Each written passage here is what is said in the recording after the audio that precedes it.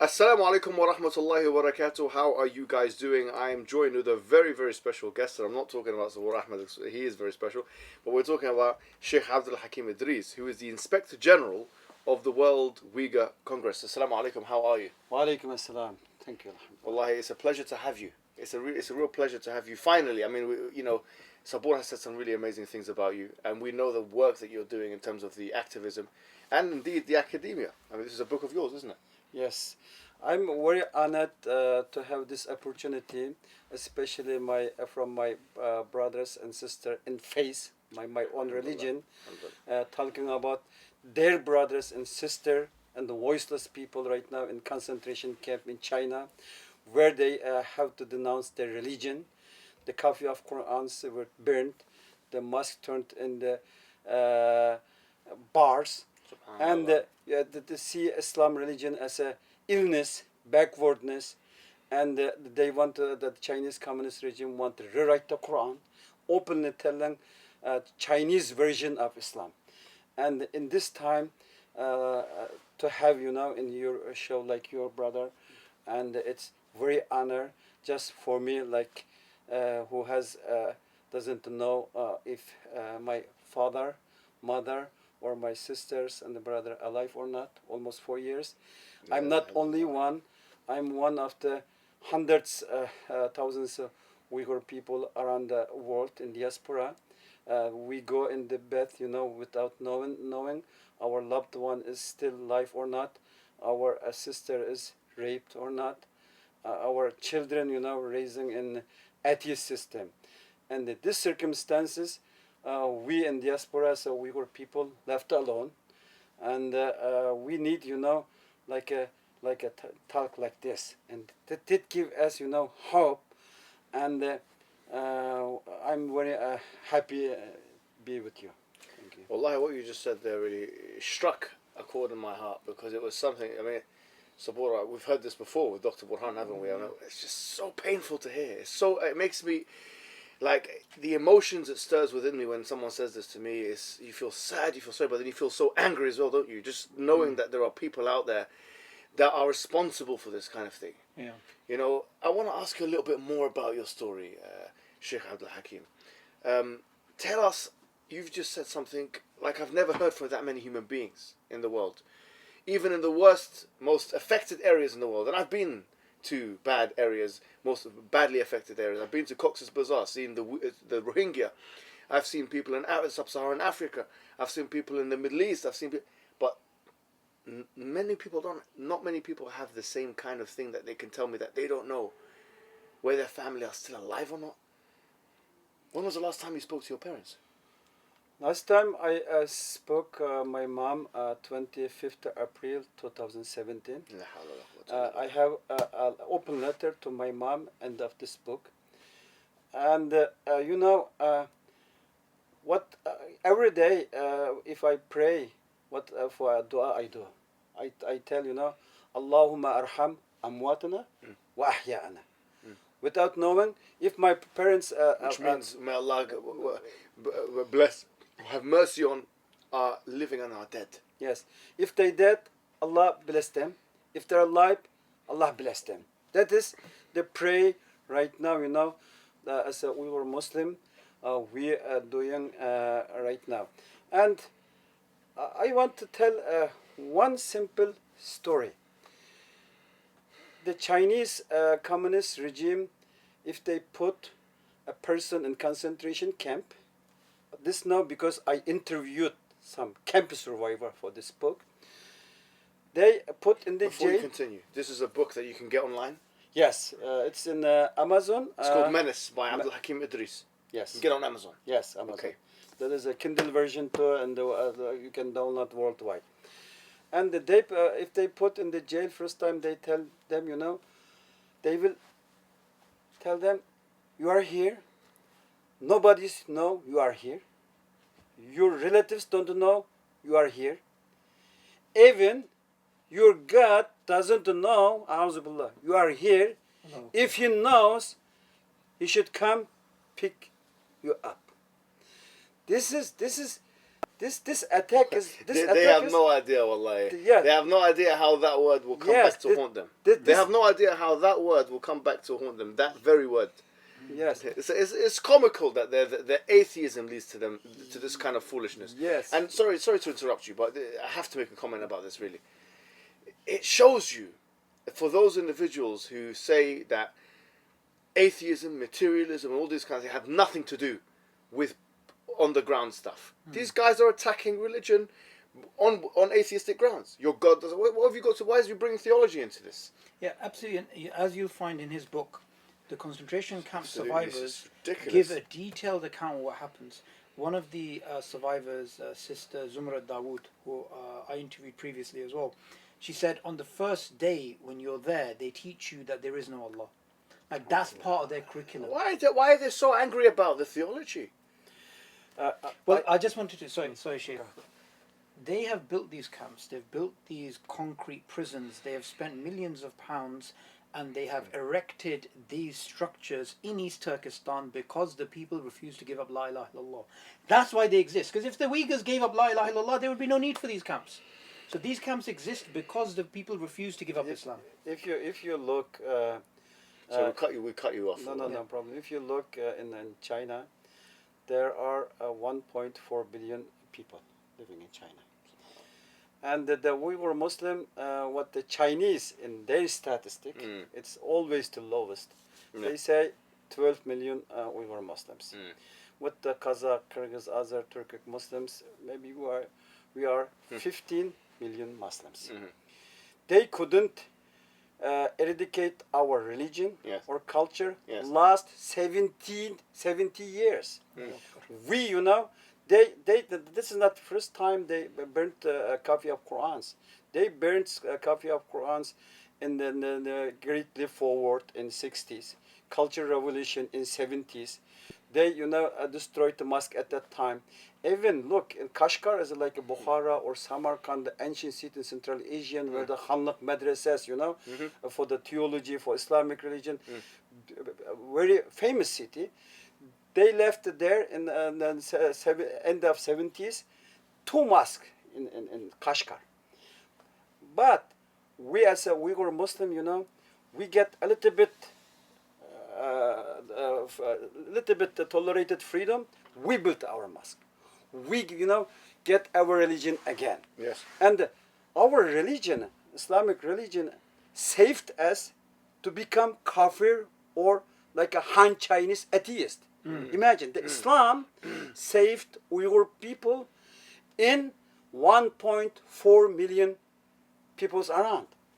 And that's the why they are attacking the religion. They say, to assimilate them, to eradicate them, I have to take their belief, their faith. I attack them, their faith, diminish them, and that's what the attack. Yes. And this is not just a war against Uyghur Muslim. That's the war against Islamic belief and faith.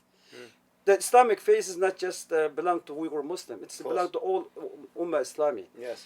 Quran Kareem is not the book, holy book for the Uyghurs. It's the book for all Muslims. Right. And the masjid is Masjidullah, house of Allah. Yes. If they be turned in the bar, okay, we are just responsible what we can do.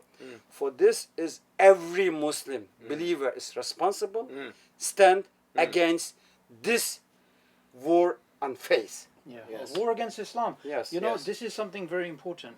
The Chinese Communist Party says this is an internal matter.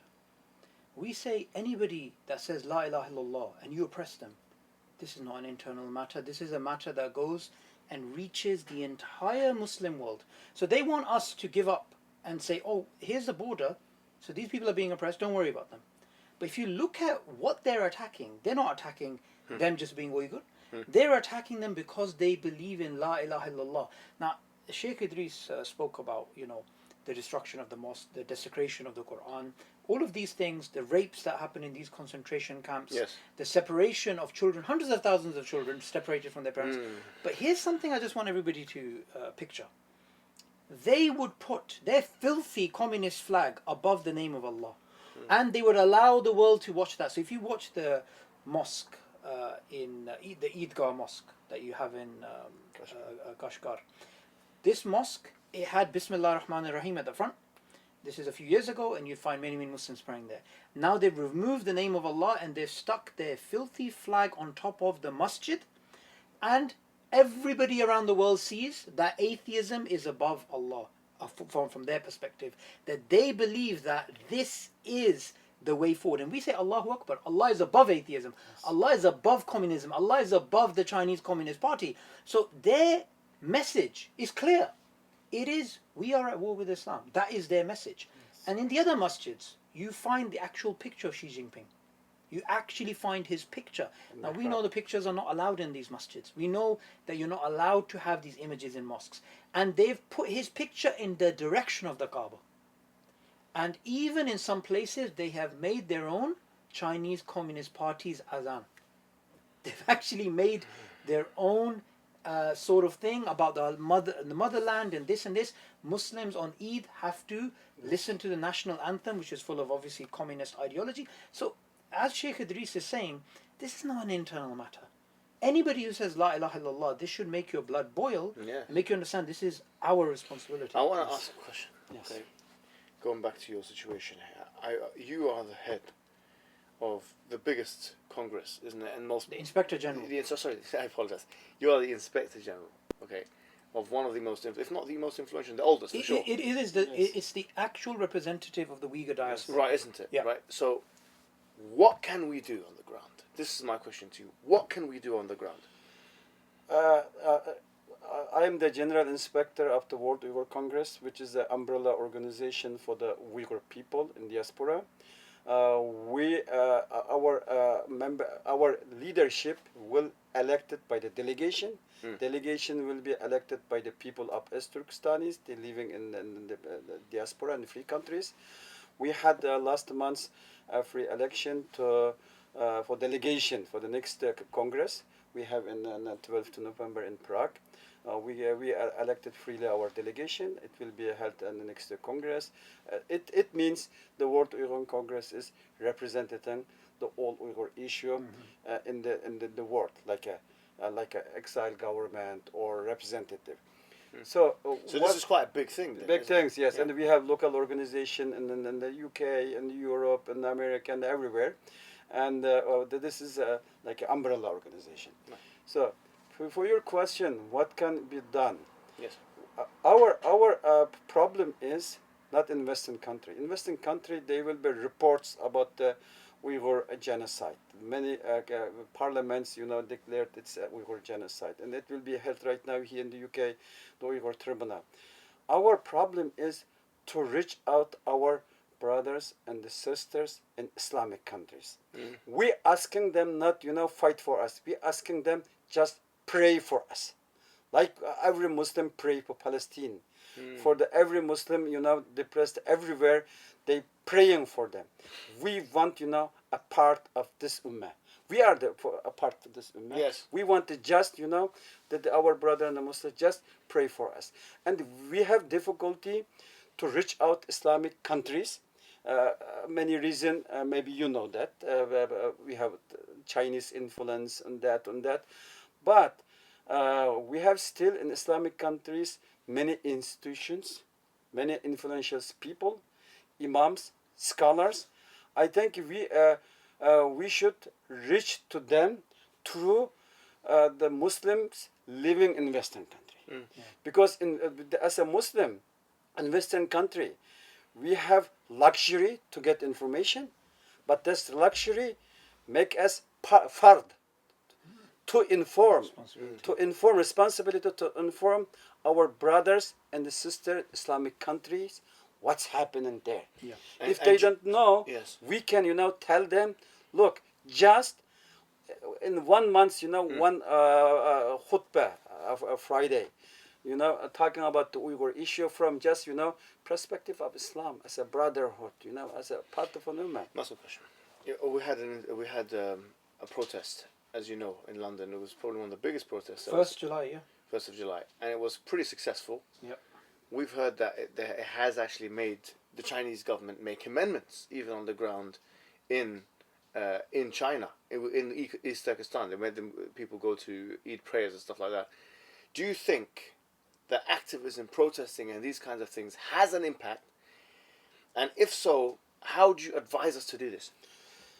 Yes, almost Chinese government shut down mosque almost 4 years.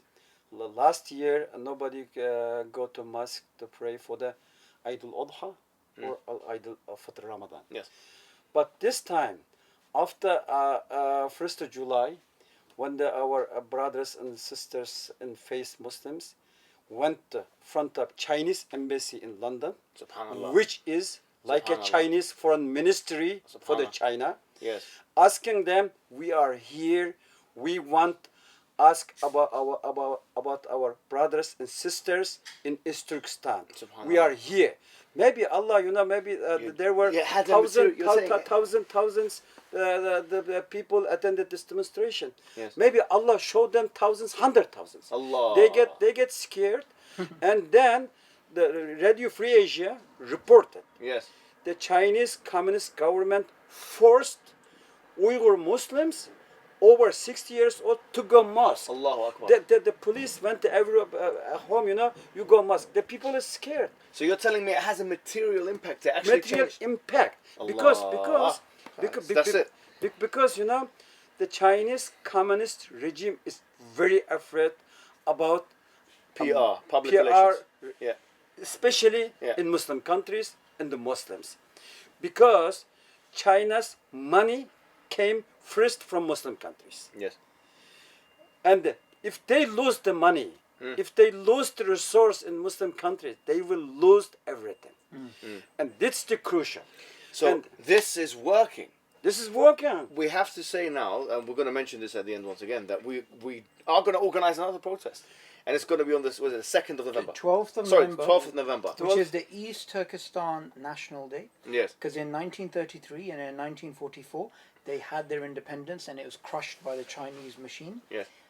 the Chinese communist regime. Yes. And the 12th of November in London and also, inshallah, in other cities in the world, there's going to be a protest to speak up for the Uyghur people.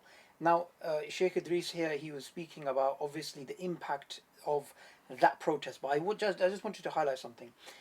The Chinese Communist Party, you can imagine as a narcissistic dictator. Narcissism would not allow you to take any criticism. They cannot take any criticism. And especially if it has to do with money, because it impacts them. So even on social media, tweeting, making videos, talking about it, that has an impact which is tangible.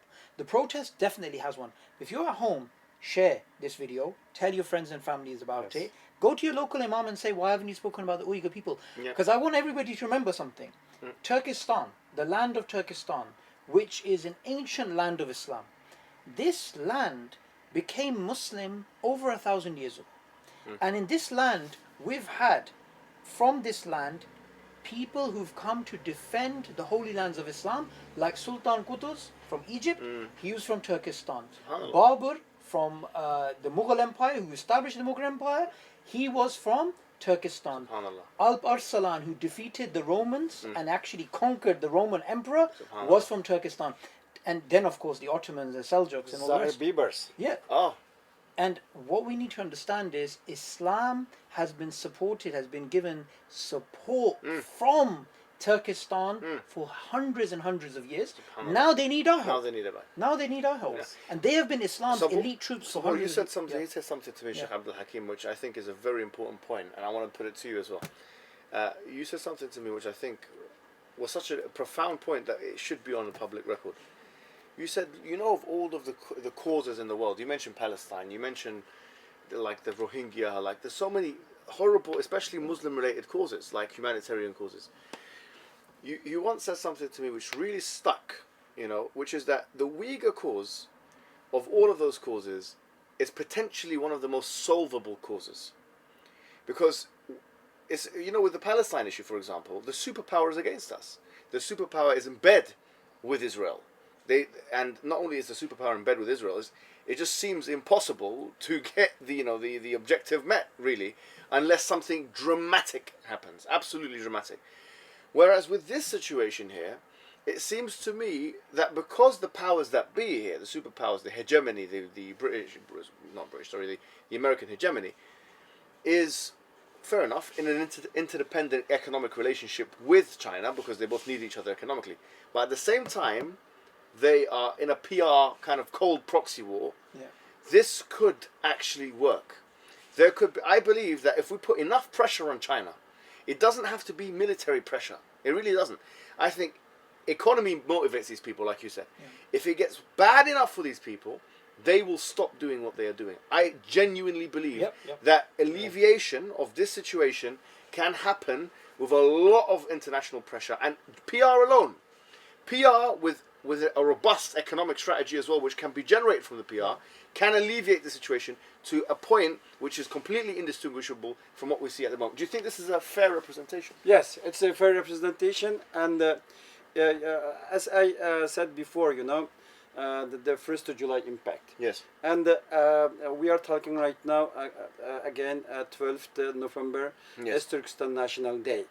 Because this Turkestan National Day, if you look back, the Islamic Republic of Turkestan 1933, Islamiyet, Adalet, Ukhuwat, this is the Islamic symbols. And establishing this republic there, and this is the day, 12th of November, Yes. to go out and just stand, for your brothers and the sisters in the East Turkestan, say, we are here, we are hearing your voice. You have to. Allah sent We us have to do this. here. We have to do This is the important, and Yes. may I finish this? Yes. Right now, we are working for the 12th of November. Just in the U.S. And then the Australia, Canada, and the Europe, and everywhere, just as a Muslims, as a ummah, go to the front of Chinese embassy and ask your brothers and sister and stand for the justice. That's the We have to do it. crucial. We do it for every other. We do it for Palestine. Yes, I mean, you see the numbers for Palestine cause. This is important. yes, and Palestinian blood is not more valuable than Uyghur blood. This is a fact. And also, I just wanted to say that, the Sheikh spoke about the 12th of November, and that, this is an Islamic cause. This is not something that Muslims should shy away from. East Turkestan was the first Islamic republic in the history of the world. The first. Before any other Islamic republics.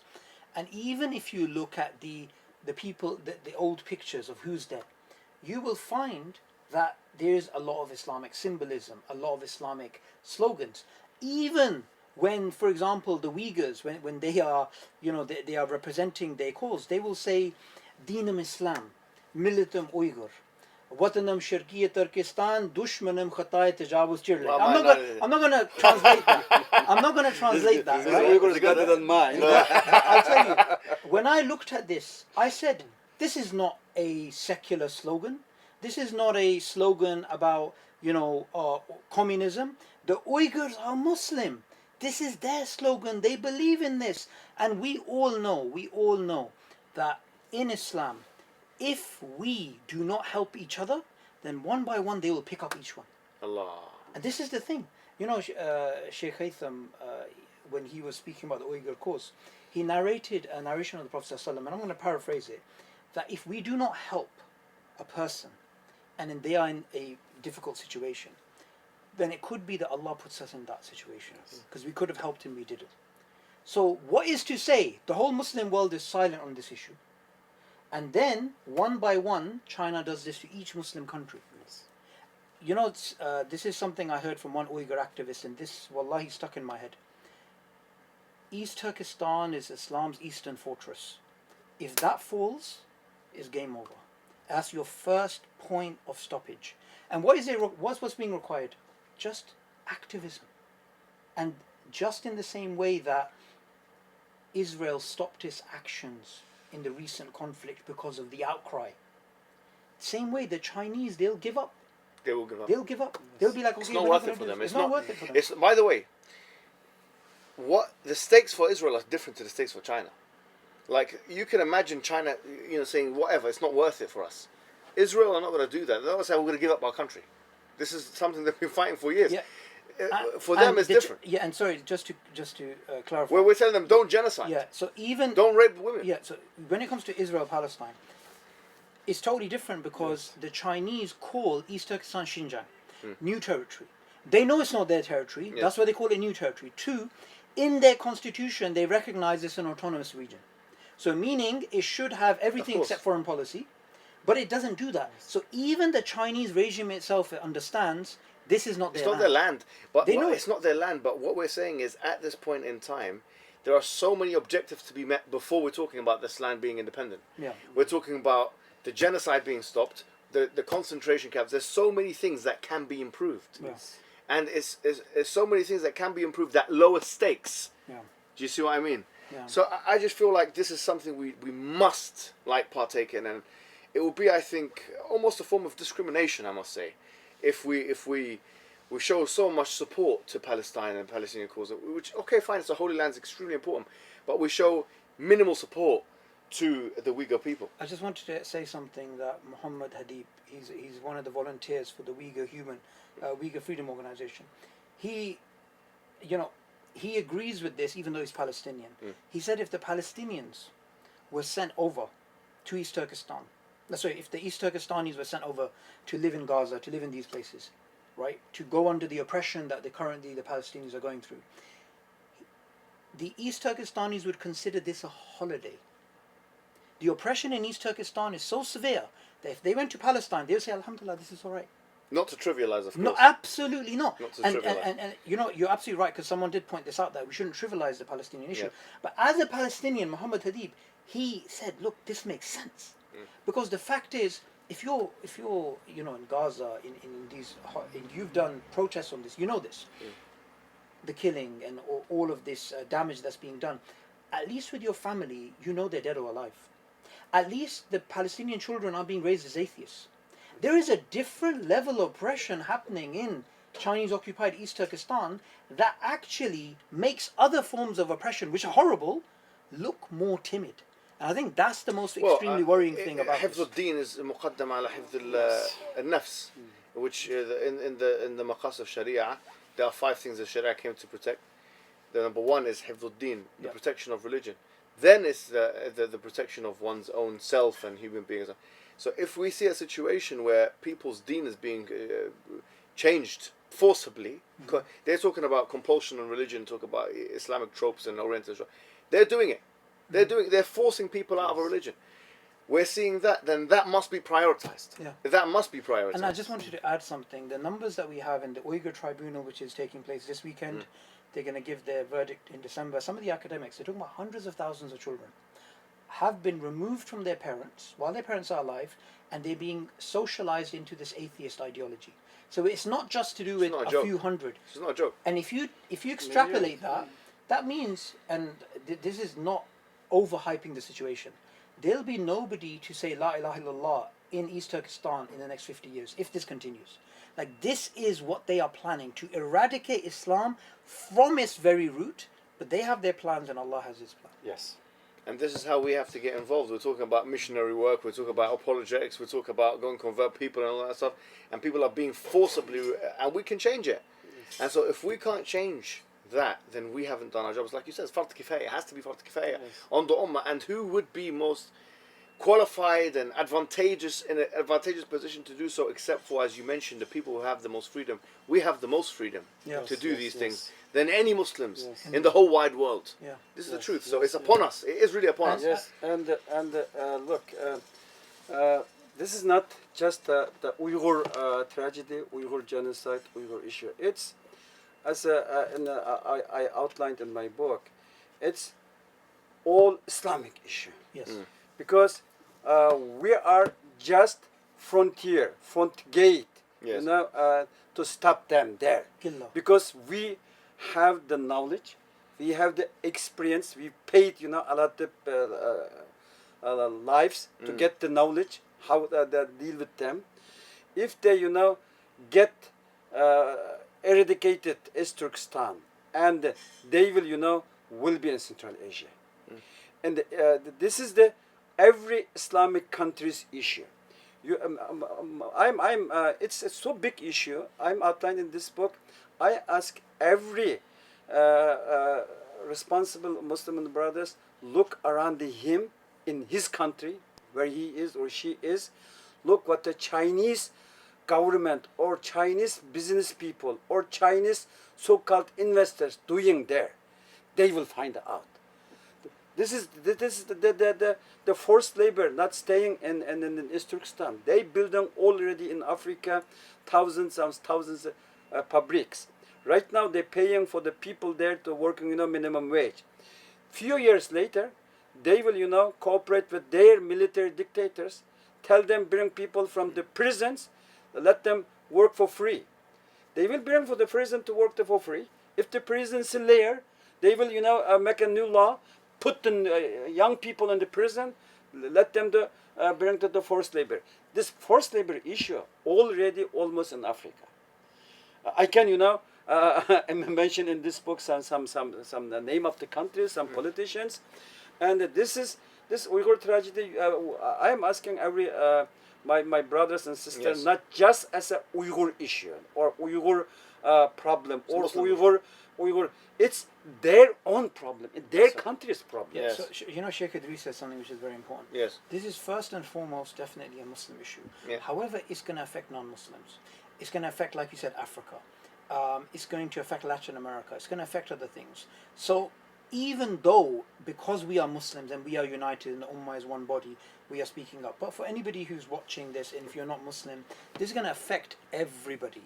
This next couple of decades, what's happening to the Tibetans, what's actually happening to the Mongols in Inner Mongolia. So, it's very important that if we stand together, the Mongols, the Tibetans, the Uyghurs, the Muslims, the Africans, the Latinos, because collectively they cannot take us all on. I think just to end upon, we should speak about the World Uyghur Congress, the Uyghur Tribunal taking place this weekend, and you're going to be giving a testimony there. So if you can explain about that, please. Yes, inshallah, it will be in the Uyghur Tribunal. There will be a victim witness. The world had the chance, to hear from first hand from the victims what they went through from this Uyghur genocide and this Chinese war on Islam. And additionally, there will many experts from a variety aspects giving their testimony in this genocide. And I was asked about the Chinese buying Muslim countries' silence and how they impact on Uyghur genocide. And I'll give my testimony there. Already submitted the report to them. It's I'm not happy, I'll give my omission. I'm not happy to give this testimony how the China bought Islamic countries' silence. I'm not happy to talk about this because it hurt me. Because I'm a Muslim. I'm one of this ummah. And the front of the world, to tell, look, China invested there this money, bought this military guys, or corrupted this politician, or bought this media, and this media outline just bring the news from China as a miracle. They're not talking about the Uyghur issue. They deporting Uyghur students and the Uyghur business people to China to concentration camp. It's not what I enjoy to talk about it. It hurts me as a witness. I'm very nervous, brother, as to talk about this issue. I wish, at least that's not the case. That's not the case. As a one ummah, we saw, as you said before, as a Muslim ummah, we, lost piece by piece. Andalusian, you look, Indian, Indonesia, in Central, everywhere. Yeah. Balkan, Caucasus, everywhere. We have, of course, priority every country, but as a ummah, at least what we can do is, what I say, inform fellow brothers. Yes, that's True. And make a dua. Absolutely. That's at least what we can do it. That can Wallahi, do yeah. everybody. Wallahi. That's the minimum. And also November the 12th is the protest. Yes. It's been a pleasure, wallahi, having you. And Thank you, brother. Wallahi. You've given Thank us you this so chance. much, Okay. wallahi. Thank you, brothers. Thank you.